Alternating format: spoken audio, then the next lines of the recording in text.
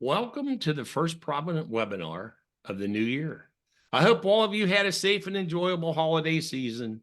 I'm looking forward to having some great guests and with informative and helpful content through the year. We begin the new year with Commissioner Jared Renshaw of the Western Berks Fire Department in Eastern Pennsylvania, as he presents the Fire Chief's Guide to Surviving Local Politics. Commissioner Renshaw has over 25 years of experience in the fire service, starting his career with the Fairview Volunteer Fire Department in South Fayette Township, Pennsylvania. He has since served with career departments in South Carolina, California, and has been the fire commissioner since 2015 for the Western Berks Fire Department in Berks County, Pennsylvania. The commissioner holds a bachelor's degree in fire service administration and is designated as a chief fire officer through the Center for Public Safety Excellence. And he's also a contributing author to the Firehouse magazine and has presented at numerous conferences across the United States. The commissioner and I recorded a Station 1902 podcast earlier this month. You can check it out on your favorite podcast app. A Google search for Station 1902 podcast will provide you with the links you need. You can view previous webinars at www.providentins.com and use the training resources link in the upper right-hand corner of the page. So I'll go through our introductory slides of Provident Insurance. And by the way, I'm Ed Mann, your host for this evening. And Sam Tallarico, our marketing director, who I rarely mention, is in the background, keeping me straight for helping him with any technical issues we might have. So Provident Insurance got its start in 1902 as an independent insurance agency in Pittsburgh. In 1928, it began serving volunteer fire departments with a customized blanket and accident health policy. So a lot of you fire departments may refer to them as your fireman's relief policies. Today, we provide volunteer combination career firefighters and emergency medical services with a multitude of insurance programs. We are now beginning to offer law enforcement and special risk insurance policies. Provident has been voted 6 years in a row now as the top insurance employer by the Insurance Business magazine. The programs that we offer to emergency services, of course, are accident and health policy that I mentioned earlier. If you're an accident and health client, you would also have access to our 24-hour-a-day first responder assistance program that's available to you and members of your immediate family. We also offer a 24-hour accidental death and dismemberment policy. It would help you provide some benefit to your members to cover them when they're not doing things for the fire department. A group term life insurance policy, critical illness and cancer policy, and of course, our Fire Plus property and casualty insurance. And if you're a property and casualty client of ours, you would have access to our Fire Plus Academy, which is operated through Fire Rescue One. Tonight, as I said earlier, we have Jared Renshaw with us, the fire commissioner in Eastern Pennsylvania, who's going to talk to you about the Fire Chief's Guide to Surviving Local Politics. Hi, Ed. Can you hear me all right? I can hear you well, Commissioner. Right. And then by chance, if I missed anything in your introduction, please let us know. No, you got it. Thank you so much. If you're ready, I'll go ahead and get my screen shared here. You go ahead, and I'm going to shut my video off so they don't have to look at my mug while you're talking. All right. And Ed, I think we should be good, right? My screen's popped up, has a Provident logo in the middle of it. Yes, it does. I see it. All right. So Ed, thanks for having me, and Sam, thanks for setting everything up on the IT end. As he had introduced, my name is Jared Renshaw. I'm the commissioner with the Western Berks Fire Department in Berks County, Pennsylvania. And kind of went through my background a little bit.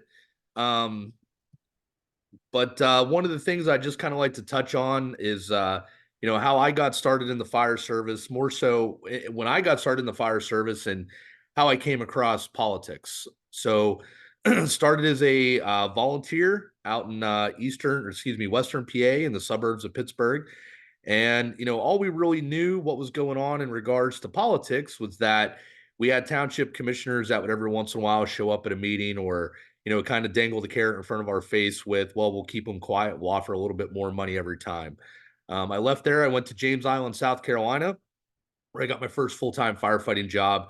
And there's when I started to really see the nasty side of politics, and where I really started to see them chopping budgets left and right, and the personal egos, the personal agendas, and just kind of a downright, nasty, nasty people, and using their political positions, for their own gain or for their own agenda.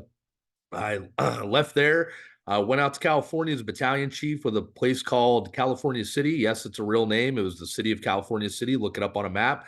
Out there is the BC. I was the number 2. So myself and the fire chief, had a lot of time working with our city manager, working with our, city council, working with our mayor. And, that was kind of my indoctrination into building the relationship with my local elected officials. So moving forward, 2015, I get hired with the Western Berks Fire Department. And this is kind of where the whole premise for this class came from. If you look on the screen, that gives an outline of our area. So, looking at the chat where everybody is from, there's people from all over the country, even in Canada. So for a lot of places in the United States, a fire department that covers multiple municipalities, that's not uncommon. Fire districts are not uncommon, in New York and other places in the United States. But for Pennsylvania, it's not very common because we don't have unincorporated areas, and Western Berks was one of the original, I'd say, kind of formed merged fire departments within the Commonwealth to actually cross over boundary lines. So, yes, I do have a board that I report to, but I also still have the 22,000 residents that we serve, and then the 20 politicians. So I have 7 council members in each of my boroughs, then I have 3 supervisors in each of my townships. So I'm not just reporting to one individual board of directors. I still have to report to all of them, and I still have to report to all of their managers. So again, thanks everybody for being here tonight. I hope maybe you can pick up some hints, tips, or tricks from me, or maybe it'll reaffirm some things that you're doing. This class is usually about an hour and 45 minutes. I had to condense some things down. So I hope to just cover, some of the really important points, or what I feel are important points. And then we get to the question and answer, please feel free to jump in. So, all right. So I'm going to throw up this definition, and right after this one, I'm going to throw up another one for you. And these are just pulled from the internet, and these are 2 different definitions of the word politics. Now, when you start to go through those definitions, there's at least one common denominator in each one, and that is the word power. So I think that we all know, and we all have the understanding that no matter what type of department you're in, or municipal structure or organizational structure, that the politicians within your jurisdiction have a lot of power. Usually they're the ones that, are holding the purse strings. They're providing you with financial support. Or maybe it's also the manager, that they're not an elected official, but they're working on behalf of your, elected officials, and they're the ones that are executing their wants and their desires. So it's pretty obvious that within politics, you do have power that we have to recognize. So you could go through and do Google searches, and these are just some things that, you could pull up from the internet, where a fire chief is having a tumultuous relationship, has already gone through some pretty bad times, and unfortunately, they're not working well with their managers. They're not working well with their elected officials. And these are all just quick Google searches of things that are going to pop up with fire chiefs not working in harmony and not working in unison. Now, the reason I put that up there is because we as fire chiefs, or we as chief level officers, have to realize that that could be us someday, that we are not immune to this. And I like to throw this one up. This was before I was hired at Western Berks, but this is basically a newspaper article from my predecessor. And it goes through and it talks about the majority of elected officials in concert not supporting the chief, not supporting his goals. It's time for the chief to go. So no matter where you are, this is a very good possibility that this could happen to you. Let's go to a next one here real quick. Tonight, a packed special city council meeting in California City as Sorry there, everybody. dozens came out to speak in support of former Fire Chief Justin Vincent. He was released from his position last week. 23 ABC's Alyssa Flores was at the meeting tonight where the reason behind Vincent's dismissal had residents outraged. Tonight, residents here in California City pleading for the return of former Fire Chief Justin Vincent. Some adding that they would like to see interim city manager Robert Stockwell, the man who fired Vincent, gone. Dozens of residents lined up for public comment at Thursday's special city council meeting, offering their support for former fire chief Justin Vincent, who was terminated by interim city manager Robert Stockwell last week. You've done an injustice, and we are going to fight to get him back. He has shown commitment to our town. He and his family have gone all in for our city. Some even demanding California City get rid of Stockwell as interim city manager as well, arguing that when he released Vincent from his position as chief, he had only been interim city manager for a few weeks. How can you give a proper assessment of someone? This was either calculated, that this was planned, that this was an agenda, and why he was hired, perhaps, or this was totally capricious. In a statement from Vincent's lawyer, he claims the termination was because of Vincent's refusal to allow exceptions for marijuana businesses, saying, quote, because he continued to insist on enforcing the fire code and adhering to city policy and state law, Chief Vincent was unlawfully terminated. Stockwell has denied all of those allegations, but residents still sided with Vincent. Firing is unjustified and politically motivated. You see, this is not just a political thing about gaining more money for marijuana. This is about humanity, right and wrong. If not for his report on the concerns for the medical marijuana and the way they grow this, we wouldn't know about the concerns that exist. Stockwell replaced former city manager Tom Wheel after his retirement. 23 ABC obtained Vincent's 6-month performance review, conducted by Wheel about a month before Vincent was fired. On it, Vincent received the highest rating in every category of his review.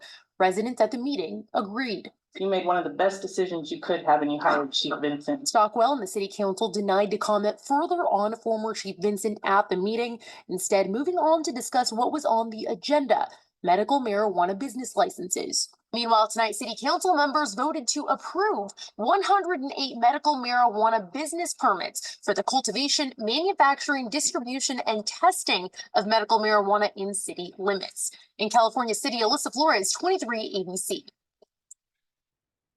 So, as we all just heard, and I had the previous slide up, not the one with the video, but the previous one, talking about my agency here and how the fire chief was called out. Well, that's where I worked at in California. That was after I had already left.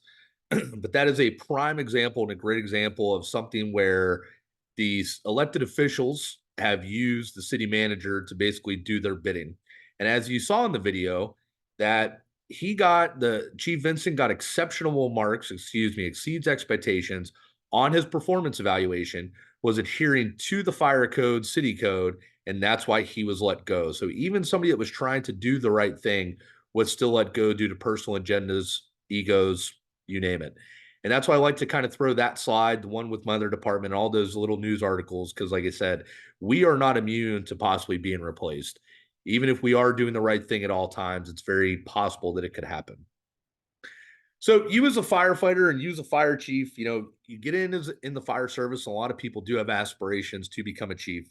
And some of them mean it, some of them don't. Some don't ever have aspirations to become a fire chief and they end up in that position. Well, you could have every certification, you could have medals of valor, but none of that actually prepares you to be working with your elected officials. Let's all face it, you could have fire officer 1 through 4, but there's only a very small snippet that actually may cover some of the local government side of things.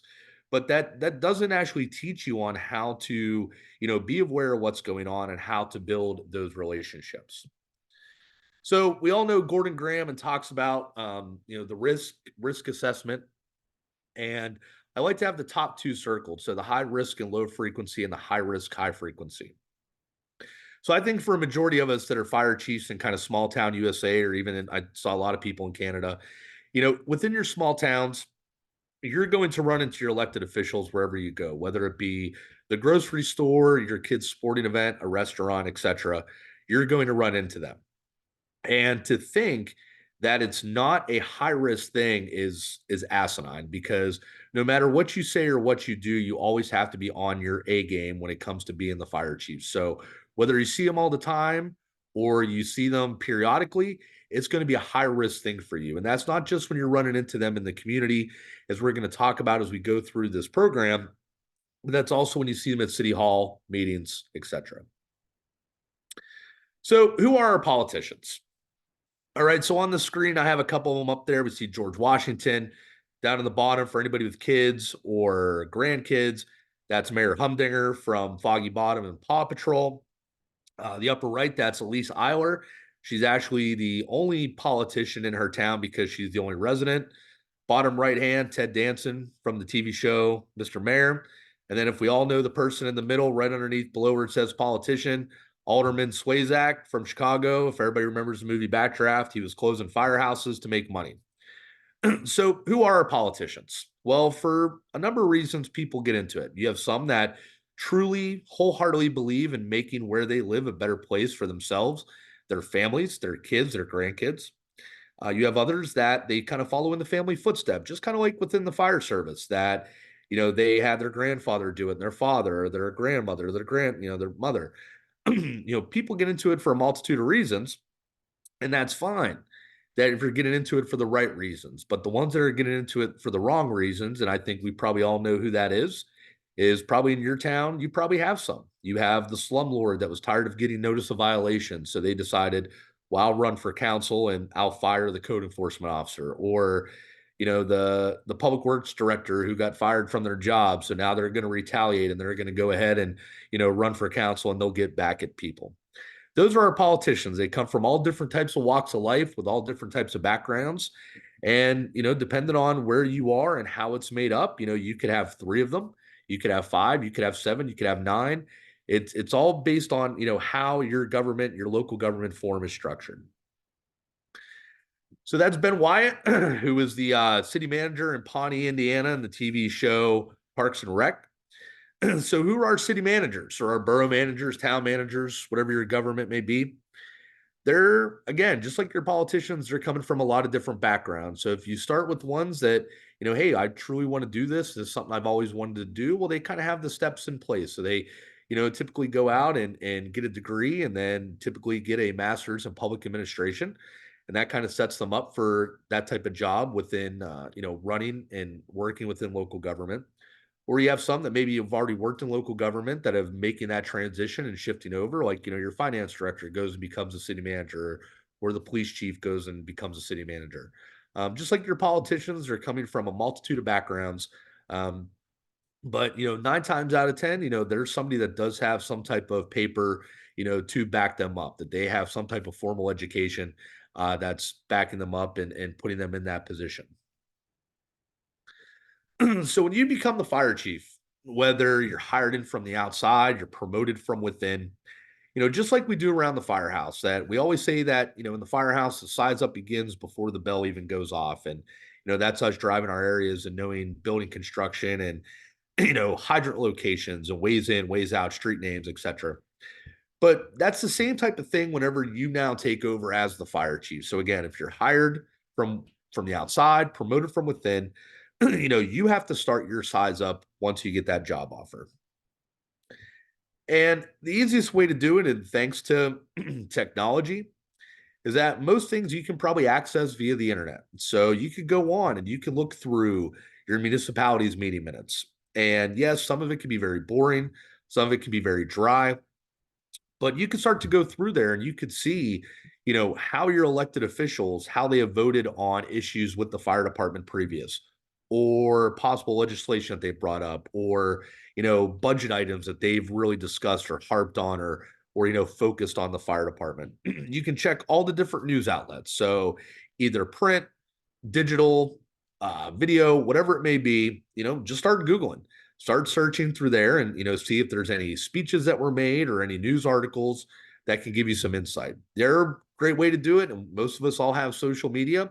is to start to poke around in the social media accounts. So if you have somebody that ran for a city council position, position or an elected official position, see if they had a page dedicated for when they ran, because odds are on there that they posted some things on what their platform was, or they had people asking them questions and they were answering them. So, it kind of gives you some really good insight to who they are as a person, who they are as an elected official, and what they really stand for when it comes to not only the local government, but also the fire department. So you'll never get that second chance to make a first impression. And I like to highlight that because as the new chief, there's going to be some type of swearing in ceremony. There's going to be something formal that you're either going to be brought in front of the membership of the fire department, your city council, etc.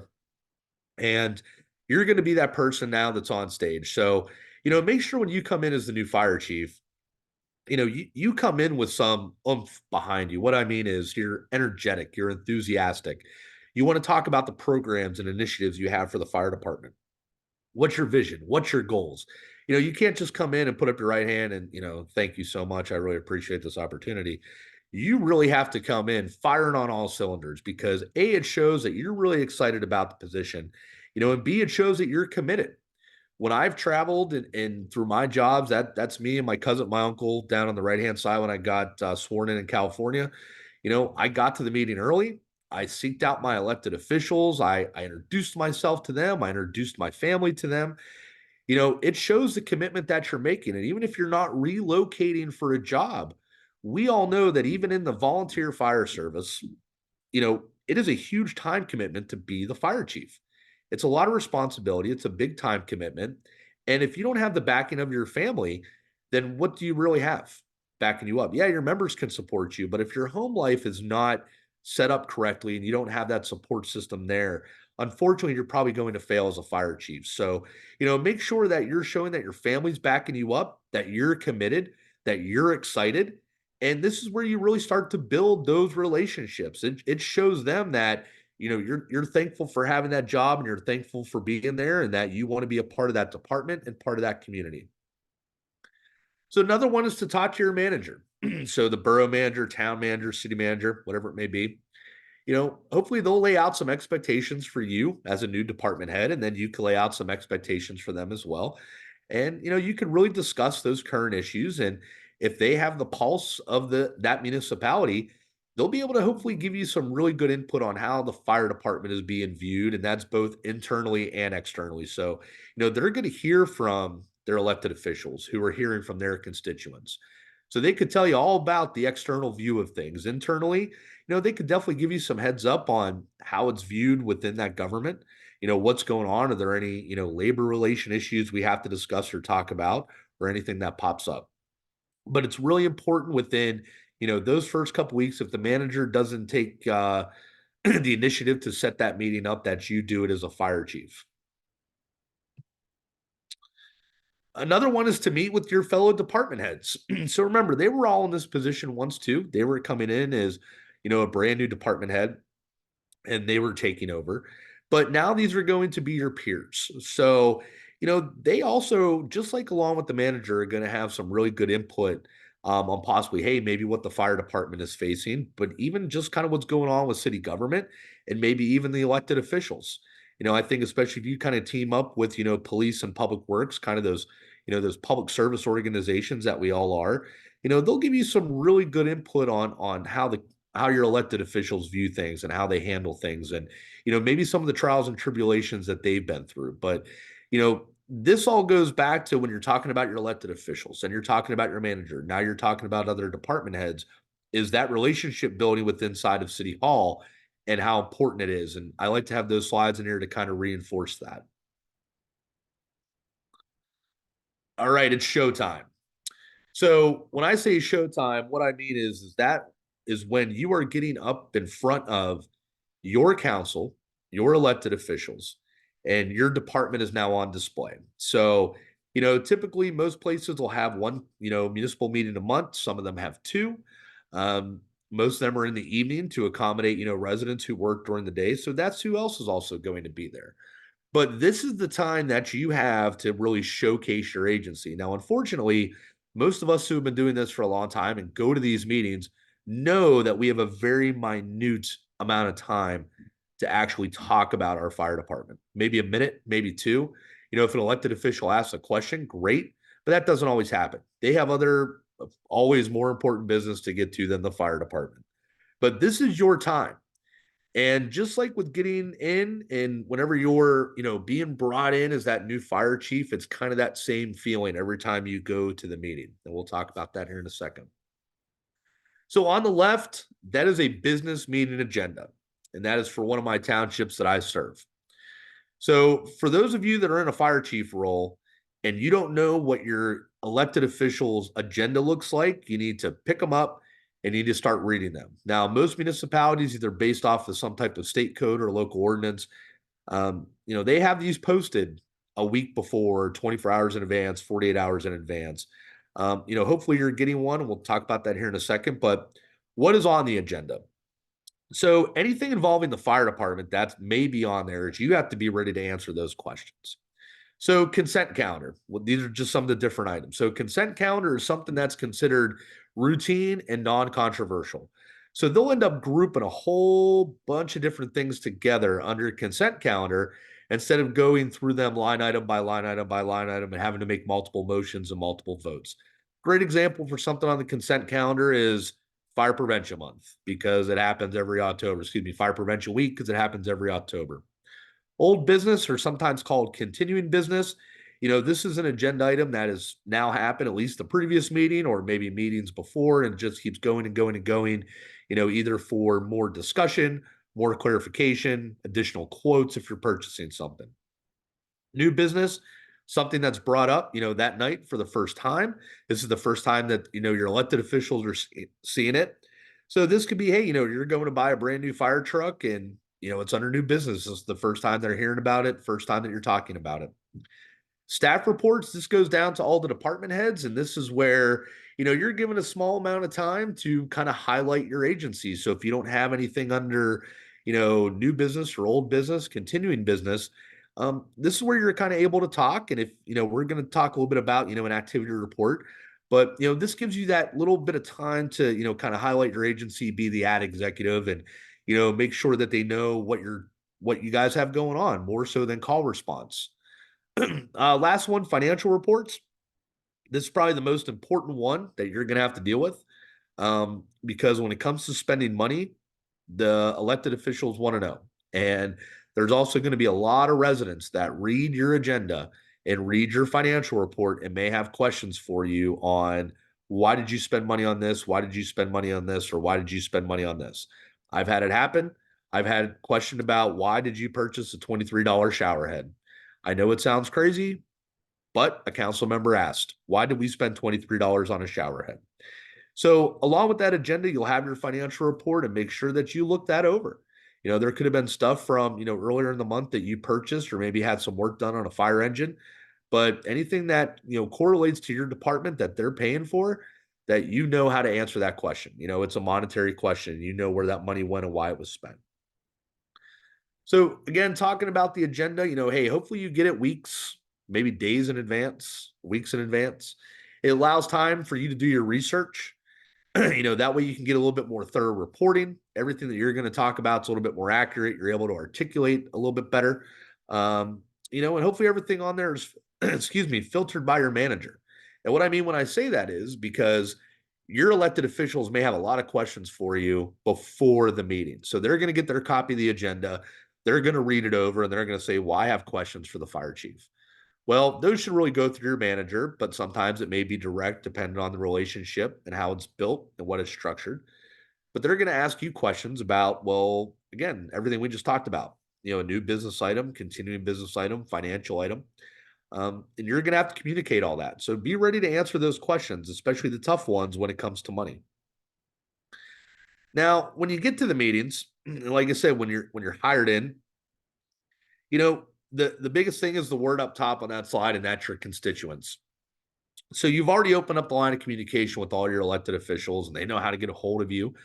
But, people in the public may not. They may not come by the firehouse. They may work during the day. This is a great time for you to really interact with people in the community. And I always like to say arrive early, stay late, because that's going to give you that time. When the meeting's going on, you don't have time to speak with anybody. So, make sure you do kind of carve in that little bit of time, either early or after.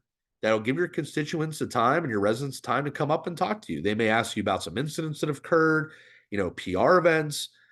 Make sure you have business cards on you so they can contact you. Of course, no personal info. Keep it all business related. Um, but this is really a good way that you can garner a ton of support from your external stakeholders. If you're approachable and you're just a nice person and you just give them the time of day, because maybe that's all they want is just to talk to you for a couple minutes. You've now engaged them, and now they're going to support you, hopefully. And, we all know that our residents are often our number one cheerleaders, and that's who will go to bat for us. So, it's just one of those things. I know it's a huge time commitment to get there early and then possibly be at a 2-hour meeting and stay late, but it will pay dividends in the long run for you. So again, be prepared for the tough questions. Hey, especially if money is involved. If you don't have an answer, don't give anything that's misleading or lie to them. It's nothing. You're not losing if you say, hey, let me look into this and I'll get back to you. I'll give you some follow-up. And again, it's your time to shine. Spotlight that time. That's your time to spotlight your department and your agency. So along with when you're getting up there and talking, and along with what's on the agenda, and you're talking about staff reports, we also have activity reports. And I know probably most people on here are doing some form of activity report, providing it to, even posting it to social media. But there's a number of different things you could put on there. So we have a whole list going down the side.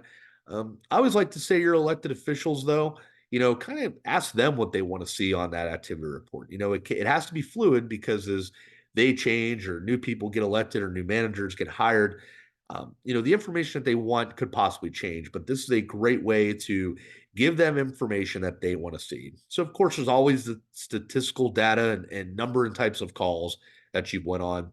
We all know that aid given and received is a huge and sometimes touchy subject with any fire department.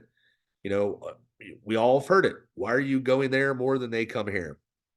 The next one, property saved. I've always taught, that you want to turn a negative into a positive. And I like to put up property saved because that's what I do. But I had a guy in class one time when this exact class and this exact slide, and he was from a kind of struggling city, larger city up in Ohio, but it was struggling financially. They were browning out firehouses and laying people off. And I said about, you always want to make a negative into a positive, property saved. And afterwards, we had this discussion and he said, oh, no, I always do property loss. And I said, well, why is that? He said, because now I'm able to show how much more stuff we're losing than we did before since we've closed firehouses. So, as a chief, you may have to get creative with that and figure out what works best for you and what works best for your agency to kind of tell your story and get your point across. Besides the call stuff that we do, we have to do some staff highlights, PR events. We have to show that we're doing more than just responding to calls.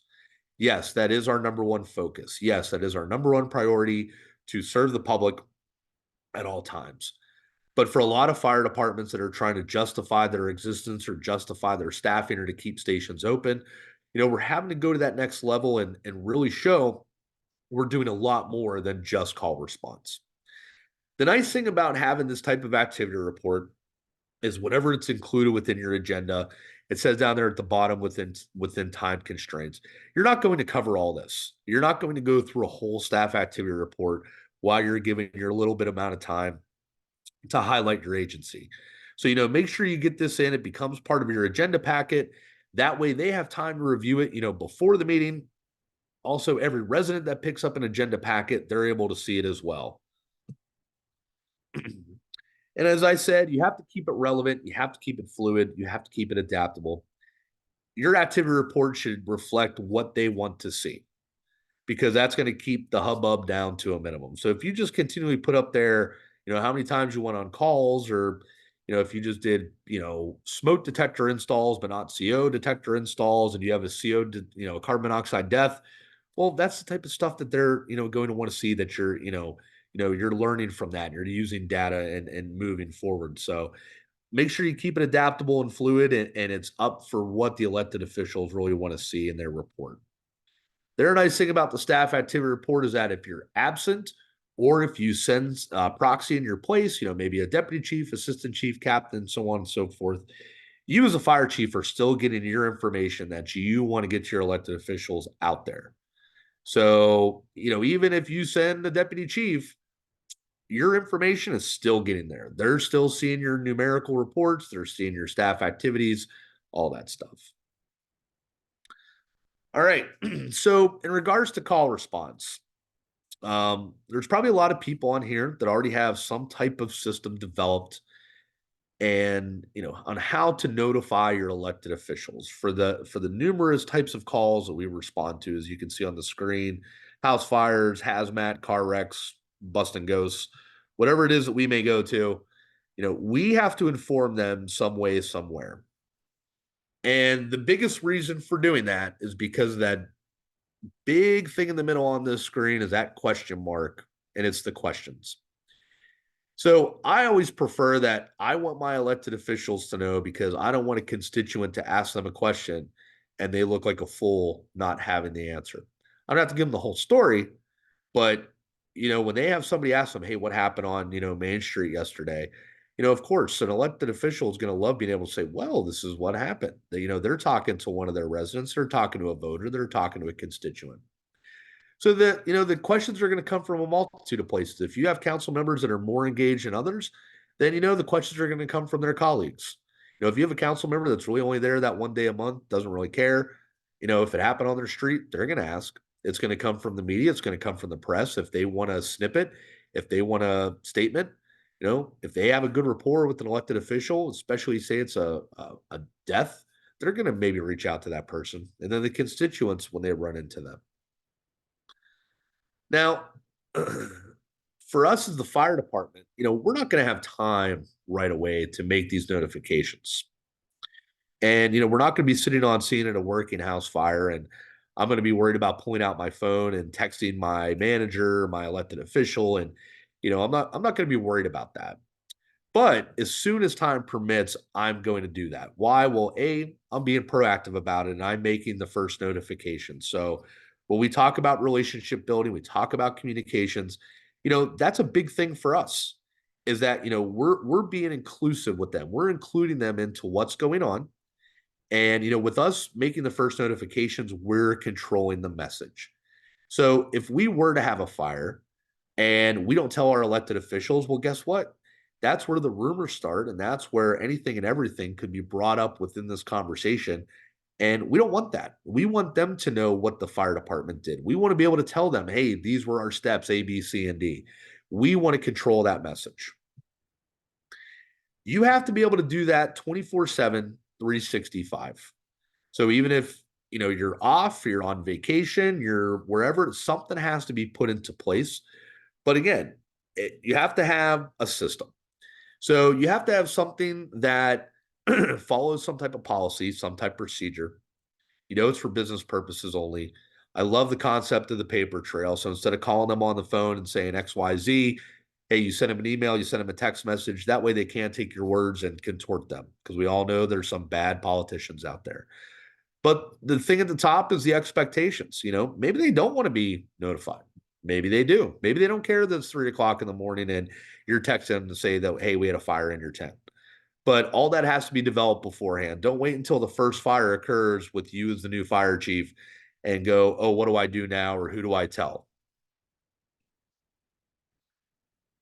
All right. So we talked a lot about, our elected officials, our managers, our department heads. And, in the fire service, there's always that mantra of, we should be learning the job of the people above us, and we should be teaching our job to the people below us. Well, when it comes to local government, what's the job above us? Well, that's the elected officials or the manager. And we've gotten to that point, but now I like to say that instead of just going that 90 degrees and going straight up the ladder, is that we now have to take a 45-degree turn as the fire chief, where it kind of splits between our elected officials and our manager and our other department heads. The reason I say that, for any of you that are sitting here that, your city or your municipality has a capital projects fund or a capital plans fund, And, that could be a fight. You could be fighting the police chief for, "Oh, well, we need a new fire engine. They need new police cars. Public Work needs a new dump truck." Um, you having an understanding of what the police department goes through. I'm not telling you have to go out and become a cop, but get a little bit insight into the police department. See what their trials and tribulations are. See what the police chief is dealing with. And maybe when it does come budget time, you've kind of figured them out a little bit. And hey, it's one of those, well, you know what, you guys get the police cars this year, we'll get the fire truck next year.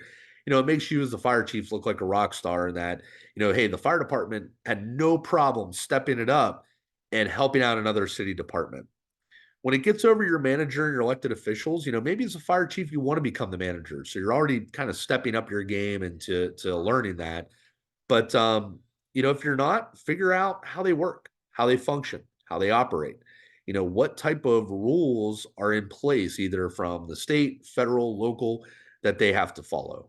Even ask it's nothing to ask the manager, what do you do on a daily basis? You're not calling them out and saying that they're lazy and they don't do their jobs. But, maybe it gives you a little bit better understanding on, well, I emailed him. Why didn't he email back yet?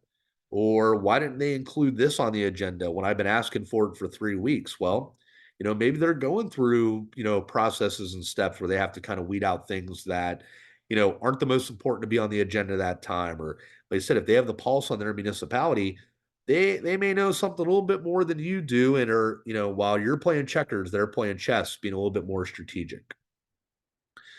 So these last couple slides I like to get into, and these are something that I've started to put together with a lot of friends, a lot of peers, guys in my network, that we've all kind of just jotted things down over our careers as chiefs.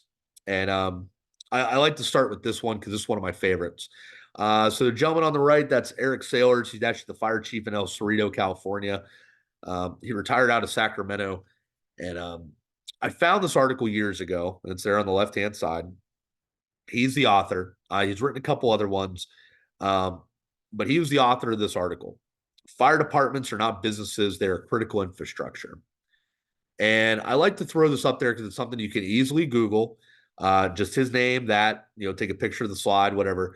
But this is something that I love to share with my elected officials.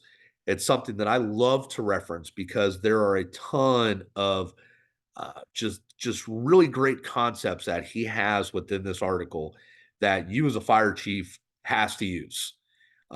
Especially for those that, when you look at that hierarchical form of government, and we know that there's a lot of places where the fire department's looked at the bottom for whatever reason. This is one of those things that, we're not a business. Yes, we always hear it, we have to run it like a business, but we are not. We are a critical infrastructure, and there's tons of great stuff in there. So please, if you don't take anything else from this webinar tonight, please just take that. At least that article, take the time to read it, and take the time to share it with your elected officials and even the people within your own department. All right. So ins, tips, and tricks, like I just said, we're going to go into. So it's a bunch of different things. There's really no clear-cut and concise way that we're doing this. It's just things that I've thrown together. So having an understanding of how things go at the federal level can really help you out as a fire chief, and it can really help you out in regards to working with your elected officials. So we talk about AFG, we talk about SAFER, we talk about NFPA, we talk about ISO.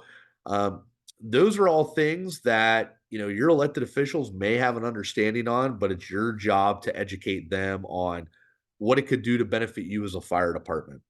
So just because you're in small town USA doesn't mean that top level of government isn't something that you need to be aware of when it comes to your elected officials. Same goes for your state. So knowing who your state senator is for your district, knowing who your rep is for your district, for the House, and knowing who they are and how they can help you and how they can help you in your government, and working towards a little bit more harmony with your elected officials, whether it be grants, partnerships, you name it. All right, so you as a fire chief, as we just talked about, like that state and kind of federal level, that you're only one voice. And so to kind of move things through that political realm at maybe your state level or your federal level, kind of going past the local side of things. As one person, yeah, you can make some noise, but to get a lot of things accomplished, it's likely not going to happen. So it's great to look into your state, your province, your territory, wherever you may be, and see what type of chiefs associations are out there that you could be a part of to work towards making a change, because it's going to happen. You as a fire chief are going to get into a position, you're going to go, we really need to do this, or we need to do this, we need to do this. Looking at that 30,000 foot level, looking at the big picture of the next level. And you're unfortunately you're not going to get there by yourself. So we're going to get much farther as a unified voice. And I just threw a bunch of different state organizations on there, but you also have like the IFC on there, which is a great resource to have as a fire chief. But we could do a lot more with a unified voice if we're all rowing the boat in the same direction. All right, so those are all different ads you've probably seen between Apple, Nike, Mean Joe Green, the most interesting man in the world, McDonald's. So as I talked about, we talked about showtime within the municipal meetings. We talked about that's your time, even though it's very minute. And we talked about how we're always interacting with our elected officials, how that may be high frequency or low frequency, but it's always high risk. Well, you don't realize it, but you are slowly going to become an ad executive for your agency. And everything you do and the things that you think about and the conversations that you have and through your interactions, you're an ad executive. You're sitting there selling your agency. Yes, we don't provide a product, we provide a service, but you're going to slowly start selling your agency to everybody that you meet. You don't realize it, but you're going to. And of course, your elected officials and your managers have to be number one on that. You always have to be thinking kind of creatively, ad executively on how I could sell my agency and make sure they realize that we're providing a great service. So live your values. It's not hard to get wrapped up in the local politics game, especially if you as a fire chief, if say you had some tumultuous times, new people get elected and, next thing you know, new people are in, it's great. You're living in harmony. Things are great. Well, you don't want to become the pseudo politician. Even though you're the fire chief, it would be very easy for you to kind of slide into, being that eighth member of the board role type of thing. And, next thing you know, you're wound up and you're doing things that you didn't expect, or you're making decisions that weren't correct. So, as the fire chief, when it comes to your elected officials, make sure you're still living your values. And that's of all those little kids, those 3 little kids standing there watching firefighters in action. A lot of us on this call tonight, probably a majority of us, that's how we were. We wanted to be firefighters at a very young age. And, this has been a dream come true for all of us. And, we never would have thought we were standing there at 9, 10 years old wearing our fire gear, watching firefighters at work, that, we would be making decisions because we were trying to appease elected officials and losing sight of what was important for our agency and what was important for our people. So, always remember deep down on, where you came from, but, living your values as that 9, 10-year-old kid on just wanting to go to fires, and then being the fire chief that's always doing right by their people. Because when the time gets tough with the elected side and your managers, all you have to do is fall back on the people within your agency. So, as long as you're putting them at the top, you're going to have that support from them. Be kind to your customers. This goes back to when we're attending the meetings and we're talking to constituents, talking to residents. Just be a nice person. Yeah, you may have had a long day, and yes, you may not want to be at the meeting. You may want to get home, but make sure you're approachable and that you're being kind and that you're open and with them, and that they're going to want to sit there and talk to you and just give them the time of day. It's going to go well for you if you do that. People are going to remember that. And it kind of goes into this one, providing the customer with authentic experiences that improve their lives. Well, every call that we go on, we're there to make somebody's worst day better. And, we're going to do these, like I said, authentic things, or just be kind. That also ties back into living your values of why we got into the fire service in the first place and why we're there for, serving the public and serving the community. So, make sure that what you're doing is authentic. You're being real. you're living those values. You're not falling into the pseudo politician side of things. And, you're still there putting the fire service first and our mission first. So there's going to be a lot of times that you, as a fire chief, will be working with your elected officials, and you're not always going to be working in sync, and you're not always going to be working in harmony. And it took me a long time to learn this, but it's not the hill that I'm going to die on. And, as a young chief, I wanted to fight everything because, hey, we're firefighters. We're type A personality. We don't like to lose. And it took a while, but I finally realized there's just a lot of things that aren't worth the fight and aren't worth the headache on that side. You could have elected officials call you out in meetings. Great. Call us out. Whatever. Well, there's no point arguing because it's not going to bode well for us. It's a no-win. So this is one of those things where it's not the hill that I'm going to die on, but as a fire chief, you just sometimes have to pick and choose, your battles and what's most important to you. And with that, some of the battles, you don't want to lose your proverbial troops. And what I say is proverbial troops is that, you get into an argument with an elected official, okay, you're climbing that hill, you want to plant your flag, you want to win, but you don't win. And what you don't realize is the proverbial troops could be a number of things. So you could have had a ton of support from labor and within your department, or, tons of support in the community, tons of support from other elected officials, maybe the manager, and you fighting a battle that wasn't worth fighting could have cost you all those proverbial troops. So that's what I said. Sometimes some of these fights just aren't worth it. And you as the fire chief really has to go through and figure out which fight is worth it and which fight isn't. So I think all elected officials, all managers, even residents, this is what they want out of a fire department. They want us to get there fast.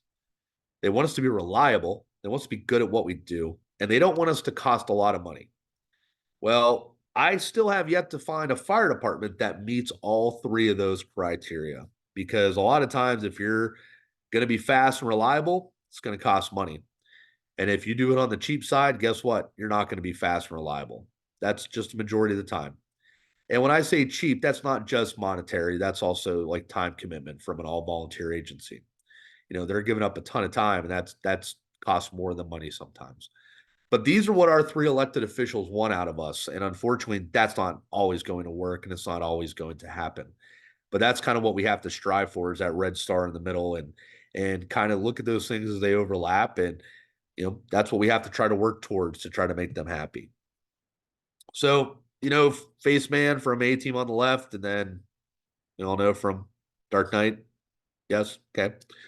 So who do you want representing your agency? Well, which one do you want? So as the chief, you're the top dog. So I hate to tell you, but if you're used to wearing Crocs and shorts and throwing a helmet on a scene, that's not going to get you anywhere fast. You need to be, I'm not telling you wearing a Class A uniform at all times, but you should be in something that's a little bit better than everybody else. You're out there representing the agency. So not just at meetings, but on calls, etc. You want to look good in front of everybody, especially when you go to the meetings. Your police chief's probably always wearing some type of uniform. So either be dressed the same or better than them. And that is just so your elected officials see that, you're giving a damn and actually taking the time to, put on a uniform tonight to come to this meeting, not just wearing a t-shirt and Crocs. So perception versus reality. This kind of ties back into when we talked about the notification for a fire, significant call, whatever. We all know what happened on scene. We know the reality. But whenever elected officials, constituents, residents are given the time to come up with their own thoughts and their own mindset, well, that's where the perception comes in. So again, when you're talking about what happened in the call, make sure you're being transparent with it. If you're posting on social media, make sure you're being transparent with it and you're providing some details. We can't provide all, but provide some. When you're talking to your elected officials and your manager, be front and honest with them. If you sucked and lost a building, be honest about it. As we talked about the activity report, we're going to talk about fire saved or fire loss. So we always know the reality, but it's the perception that sometimes kills us. So make sure we're making those first notifications to them. We're cutting down on the BS and we're cutting down on the rumors. You as a fire chief, you can't do it alone. You sitting there behind a desk, maybe shuffling some papers around, sending some emails. You're not the one that's actually out there doing it, fighting fires, making a good name for the department. So, make sure you always say we and not I when you talk to your elected officials. And it also is inclusive of them. You're their fire department. They should have some stake in the game and some ownership as well. So always use the term we and not I, because you as a fire chief aren't going to get there very far by yourself without your people and without them supporting you. All right. So you're going to take hits. You're going to take punches. You're going to take jabs as a fire chief from your elected officials. It's inevitable. It's going to happen. You just have to keep getting back up like Rocky did. And it sucks because some of them, you may take personally. I'm going to tell you right now, do not. Elected officials have bad days just like everybody else. Managers have bad days just like everybody else. Does it make it okay for what they do sometimes? Of course not. But we're the fire department. All right. We can rebound. And if you read Eric Saylor's stuff, you'll see what I'm talking about. But you have to be able to take these hits and then get right back up and be fighting for your agency again. It may happen a couple times, but just keep getting back up. Because sometimes they just want to wear you down. Sometimes they want to wear you down to the point where you give up fighting for that new fire engine or additional funding to build a new station. But take the hit, get down for a second, catch your breath, get back up. So as a new fire chief, you're going to come in and, things are going to be hunky-dory for a while and everybody's going to be living in harmony. I will tell you that honeymoon will end eventually. And if you think it's not going to, well, you're not going to last long as a fire chief. Just like we talked about with all the news articles at the beginning of the program, it can't happen to you. Well, it's the same with the honeymoon. It will end. You don't know when it's going to happen. It just kind of happens. So as the chief, you take the hits, the honeymoon ends. Don't become the pseudo politician. Make sure that your internal compass is always pointing back to your ethics, your morals, your integrities. Living your values is what we talked about earlier. No matter what happens at the political side of things, just make sure you're sticking to your own, you're morally sound. You have incredible integrity and your ethics are out of this world. It's going to save you a lot of heartache and a lot of internal grief later on down the road that you did the right thing at all times. And when things get bad, hit your emergency button. I'm not telling you I should go out, grab your radio and hit the emergency button, but the proverbial emergency button of I'm a fire chief, I'm in trouble. And that's where you rely on your friends. That's where you rely on your network. You rely on your peers. I mean, hell, if we've never met, but you get my info and you have a problem, you want to email me about it, I'll be more than happy to talk to you. That's going to have to happen sometimes where you're going to have to kind of reset your career. You're going to have to hit your own emergency button as the chief, call management mayday and say, I need to be doing something different. I need to be doing something better. I can't work with these elected officials. I can't work with this manager. What do I do? Never be afraid to look, we know that we're type A personalities and we never give up and we're always, hey, we're firefighters, but it can't hurt to salvage your career. So to wrap up, thanks everybody for sitting in tonight. I really, really appreciate it. I'm looking at the count here, 182 participants. This is the most people I've ever talked to doing this class. I've been teaching it for a couple of years now, but this is really fantastic to have this many people involved and to listen to me ramble on here in my basement for an hour. But one size does not fit all. So what we talked about here tonight, I know it's a very broad topic and we probably have people here from, all career departments, all volunteer agencies, combination. Working with your elected officials, it's not one size fits all because all elected officials are so different. Be aware of the personal agendas and the egos on your elected official side. That leads to preconceived notions and, uneducated judgments. So they're going to think they know you as the fire department and they really, really don't. Or you as the fire chief and they really don't. It's up to you to make sure you're passing that along. So those are my two boys. That's Jonah on the left. That's Eamon on the right. I don't think either of them really care to be a firefighter, but it's an adorable picture and I like to include them in my slides. So there they are. But a couple last things there as a chief, make sure you're staying engaged.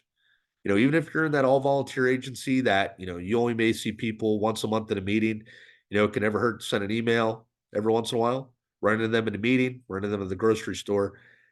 stay engaged. You sitting behind your desk and sitting behind the bay doors in your office door, that's not going to do anything good for you because it's not going to keep you relevant. And if you're not relevant, well, then that's whenever you get replaced because you're out of sight and you're out of mind. So, fire chiefs, you got to put in the time and effort to ensure that we're leading within the walls of City Hall, not just the fire station. We have to be leaders in our community because we are the end all be all. Think about it. When there's a new discipline that comes out, the police aren't doing it. Nothing against the police, but it falls on the fire department. Doesn't fall on EMS. It falls on us. So we are constantly stepping up our game and we're constantly becoming the leaders. So there's my contact info. If anybody would like to shoot me an email, please do. And I think we'll probably turn this back over to Ed here. So thank you all again for your time. I really, really appreciate it. Hope you're able to take something away from this class tonight. So, Commissioner, we have a question that popped up.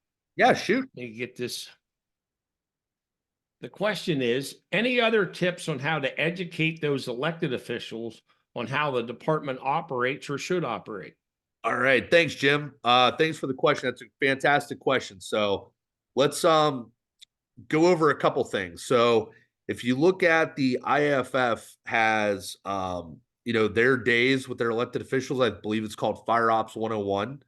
So, if you have a union within your department, that's one way to get your elected officials involved is through Fire Ops 101, where it's kind of like a hands-on day where they get to run through multitude of stations to, kind of get them engrossed in the job between fire and Rex and EMS, et cetera. But that doesn't mean that even the smallest fire department can't do the same thing. If you have a county training site or if you have some stuff, invite your elected officials down. I try to do it all the time. When we get acquired structures, I'm inviting them to, hey, come down, pull some hose with us. We'll give you some gear. That's really one of the biggest ways is the hands-on that I see.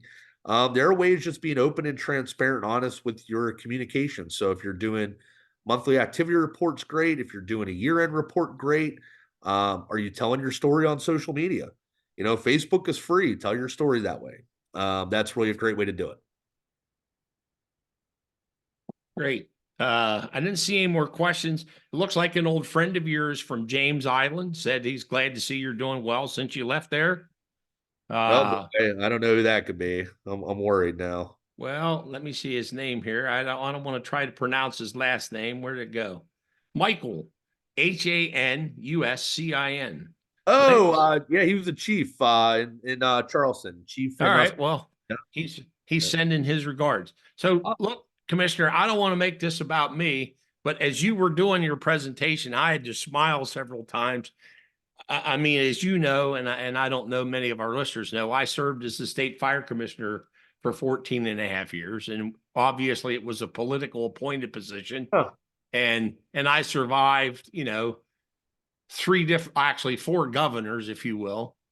And in 2015, we got a new governor and I was asked to find something else to do. So I had to smile a lot while you were going through all this when you talked about constituents. I mean, I dealt with 253 politicians, plus their staffs, and then of course all the senior staff that work for the governor. So you were answering to all kinds of people all the time. But I want to go back to, you were talking about reports, and I think they're very important. Sometimes I think the volunteer side misses out. One of the things I did when I was a fire chief, we were using emergency reporting as our RMS. I actually assigned a dollar amount to everything the people did in the firehouse. So if you come in as a volunteer and emptied the trash, you were supposed to fill out an activity report. If you got, now obviously we weren't paying anybody, but at the end of the year, I could run a payroll report to show the elected officials what it would have cost them if they would have been paying for that service. And I would go out and find what there's an organization that'll give you the dollar, what a volunteer's time is worth. The National Volunteer Fire Council, the NVS. Yep. So, you put that together, and sometimes when you show that to the local elected officials and say, okay, to maintain the facilities, maintain the equipment, train, respond to calls, This is what would have cost you if you'd have been paying $23 an hour. And a lot of times it made them take a step back. In fact, one time we used it to actually get an increase in our appropriation when they saw how much money we were actually saving them with all the time the volunteers was putting in. Rather than just go in and say, hey, the volunteer spent 3,000 hours, put a dollar figure to it. A lot of politicians will pay attention to a dollar figure. Yeah, so that's where the big thing, like I said, the NVFC has basically what that dollar amount for a volunteer. And, you know, it's a great way to show just besides the, say, the training thing or doing stuff around the station, but, you know, especially the call thing. Think about it. Most fire departments across the country are running 3 or 4 people on a rig. You know, you could have 6 or 7, you know, on a first out piece. And what did that cost you type of thing? Yep. So, well, look, I don't see any more questions. I don't see anything else in the chat that's popped up. Sam, if you see something I'm missing. No, I pulled the chat up myself. I'm just glad I don't have any of my my friends actually, like, you know, bringing up any old stories or anything. That would be embarrassing to me. I'm sitting here tonight, but no, I really appreciate it. Like I said, this is just one of those things that I don't want to say has become my passion, but it kind of has. And, you know, it is so important. And, you know, especially seeing it, being fortunate to work different places around the country. And, you know, you see where it's just kind of a given that the fire service is funded. You know, it's obvious. And, you know, coming back to PA where, you know, tons of places are still fighting for money and they're still fighting for, you know, how many fire departments in Pennsylvania are still getting less than $1,000 a year from their local municipality? You know, Absolutely. it's a given. So it's definitely one of those things that I think, you know, places just have to build those relationships and really foster that relationship building. So, Josh, you had a question what the website was. If you go to the National Volunteer Council, NVFC, and do a search for it, I think it's nvfc.org. You'd be able to grab the information about what the dollar figure is for a volunteer given in any year. yeah, there it is. Sam Yep, Sam just put it up. Sam just put it up in the links, and we'll include that link tomorrow in the information we sent out. All right, we got that question, those 2 questions answered. Nothing else in the chat except great information. So, well, look, it was a great presentation, a lot Yeah, of thank you. valuable information. You know, I'm sure there are pointers our listeners can use to help them in working with their local elected officials, regardless of their position in the fire department. You know, if everybody would just remember, you know, if you're wearing that fire department t-shirt, you may not be the fire chief, but you're representing your fire department. Yeah, exactly. And what you do in public can have ramifications for the fire department, whether it be with the constituents or whether it be with the local elected officials. So, great information tonight, Commissioner. I want to remind our audience that we'll be doing a short survey. We would like you to complete it. Please keep an eye open, an email from me that'll have your certificate of attendance attached for tonight's webinar. Again, tonight's episode will be uploaded in providentins.com. You'll receive a link and an email within the next day. Please make sure you check your spam or junk email before you send emails to Sam and I saying, hey, I didn't get this or I didn't get that. If you don't get it, let us know and we'll take care of it. Please join us on February the 15th at 7 p.m. Eastern. Our next webinar is with Crosby Grindle and John Ewald from Sourcewell, when we'll discuss a contract that we have with Sourcewell to learn how you can save money through cooperative purchasing. Now, I want to say something here. It isn't only how you can save money on insurance.